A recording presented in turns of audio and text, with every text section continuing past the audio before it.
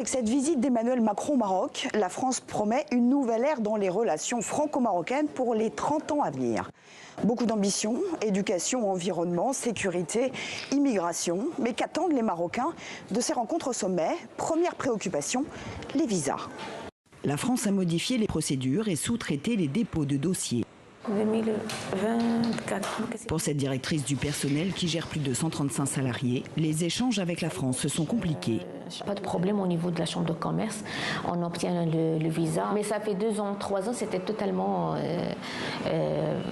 bloqué. Ni rendez-vous, ni rien du tout. Et après, c'est le refus du visa. C'est pas question de dossier, mais c'est question de confiance. On ne sait pas pourquoi ils ont refusé le visa. Rétablir la confiance auprès des Marocains, alors même que la France reste le premier investisseur au Maroc. Les liens culturels, commerciaux sont forts, notamment ici, à Tanger, avec d'importantes zones franches. Mais les partenaires marocains attendent des relations plus équitables. Adil Raïs représente les patrons marocains dans le nord du pays. Automobile, aéronautique, beaucoup d'entreprises françaises ont investi la région. Il est temps, pour lui, d'instaurer des relations d'égal à égal. D'égal à égal, que les intérêts du Maroc sont aussi importants que les intérêts de la France. Avant, on venait pour consolider les intérêts français, pour réellement tirer beaucoup plus bénéfice de l'implantation des entreprises françaises, du rayonnement de la France.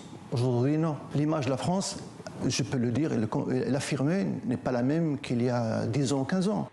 L'investissement économique français ne suffit plus. La France est attendue sur la question géopolitique du Sahara. Il y a 5 mois, Paris a franchi un pas politique historique en soutenant la souveraineté marocaine dans ce dossier sensible du Sahara. Pour cet observateur politique, le retour en amitié France-Maroc y était conditionné.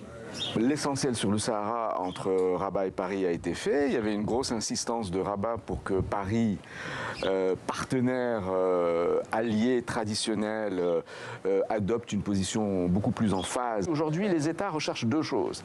Souveraineté politique et développement économique et social. Paris devra donc confirmer ici son soutien politique sur le dossier du Sahara, la souveraineté marocaine, y compris sur la question sensible de l'immigration.